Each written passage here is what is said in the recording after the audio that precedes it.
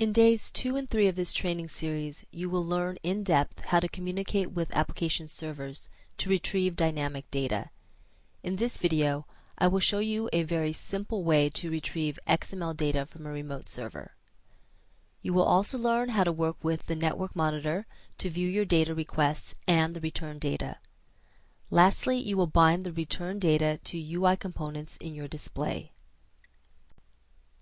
This is the company vehicle request form that I have laid out and skinned earlier in this day of training. Now you will learn how to retrieve data from an XML file to populate the employee drop-down list control, and then fill the office phone number field with the employee's number. In the videos and exercises that you have seen so far, many of the MXML components that you have encountered have been visual objects. However, not all MXML components are visual. For instance, the MXML components to retrieve data are not visual. All non-visual objects in the 2009 specification for MXML must be created in a declarations block. Notice that the declarations block is part of the FX namespace. The Flex framework uses 3 primary approaches to send and receive data through remote connections. The HTTP service component can retrieve and send data using the HTTP protocol GET and POST operations. The web service component works with WSDL documents via SOAP-based web services. The remote object component sends and retrieves data using the binary action message format. In this video, I will show you how to use HTTP service to retrieve XML data from a URL. You will learn more about all 3 of these approaches in days 2 and 3 of this training. Remember that I am following a coding practice in these videos and exercises that places the code in specific locations. This is the main starter application file for this example. I am locating the declarations tag block and adding an HTTP service component inside of it. I am also adding an ID property with a value of employee service to the component in order to uniquely identify it. I will discuss object naming more in the object-oriented programming video, but for now note that I am naming this variable with an initial lowercase letter and then using camel case for the rest of the name. This convention is common in many programming languages for naming objects rather than classes. Now I am adding the URL property to point to the remote XML file. I am closing out the MXML tag with a / and then an angle bracket. Let's take a moment to look at this XML file. You can see that this XML file contains all of the employees for the fictional company with detailed information about each employee in the individual employee nodes. If I was to run the application now, the HTTP service object that I defined would be instantiated, but no data would be loaded. To load the data, you will first need to know a little bit about events. An event is a signal from the application to the Flash player to perform some action. There are 2 types of events. A system event is dispatched by the Flex framework based on some logic that you define in your code or on the built-in functionality of a component. A user event is dispatched when a user interacts with the application. For instance, a button click or a mouse over action is a user-triggered event. You will learn more about user and system events at the beginning of days 2 and 3. For this particular example, I will use a system event to retrieve the XML data. I have located the application tag and am adding a creation complete event. All UI components have a creation complete event that is automatically triggered by the Flex framework when the component has been created in the UI and is ready for use.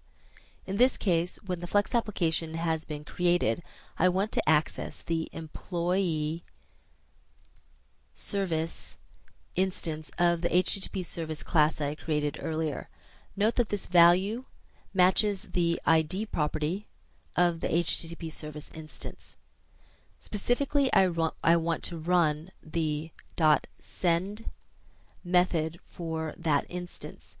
The send method is a method of the HTTP service class that will initiate the retrieval of the XML data when the application is created. This code is actually called the event handler for the creation complete event. Placing code in line is a common practice when you have only one line of ActionScript code in your event handler. However, if you will need to provide more than one command, you can create an event handler function in ActionScript and reference it from the event. Again, you will learn about that in day 2. Let's use the network monitor to confirm that the data request was sent and retrieved by the application. First, I have to double-click on the Editor tab to minimize the view. Then I am selecting the Network Monitor view and then clicking the Enable Monitor button. I'm going to save my file, and then when I click the Run button, the application will display in the browser as usual. I will return to Flash Builder and double-click on the Monitor Views tab to maximize the view. Next, I'm selecting the recording of the HTTP service call and then looking at the Request tab to see details about the service request. Now I am clicking on the Response tab and again drilling down to reveal the employee data that is being returned. The data structure displayed here matches the employees.xml file you viewed in the first section. I am double-clicking on the Network Monitor view to minimize the view. You learned about data binding in the last video when you bound the text property of the first name and last name text input controls to some static text to generate an email address. In this step, you will use data binding to attach the employee data from the HTTP service call to the drop-down list control.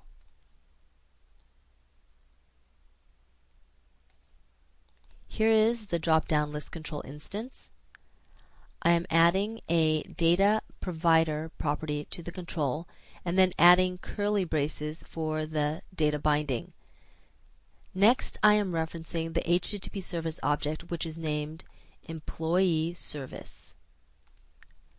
The Flex framework actually provides all of the data in a property of the service object named Last Result. Then you access the data by the XML nodes.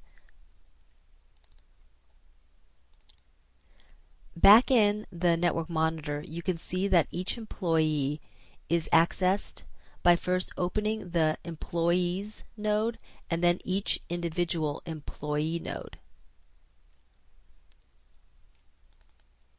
So, here in the binding,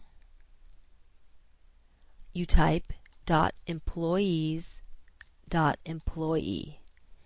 To be more specific, you are binding the data to the repeating node of the data. When I save the file and run the application, you can see that the control displays the word object in the data control. This is because you are binding all the employee data to this one control and it doesn't know which field you actually want to display. I am adding the label field to the drop-down list control and then typing last name for its value. Now when I save the file and run the application, the last name for each employee is displayed. Now I want to populate the office phone field with the phone number of the employee selected in the drop-down list control. I am adding a text property to the phone text input control. For the value, I am adding curly braces for the binding.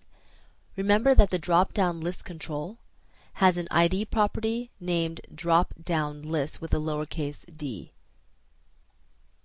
I am typing that name in the binding statement and then typing a period.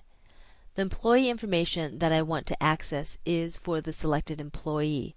Luckily, the drop-down list control has a convenient selected item property that contains all the data stored for the selected item in the control.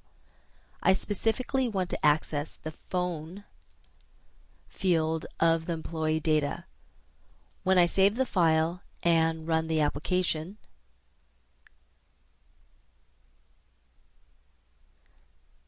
and then select an employee, you can see the office phone number is populated with the selected employee's phone number. For your next step, work through the exercise titled Adding Data to Your Application.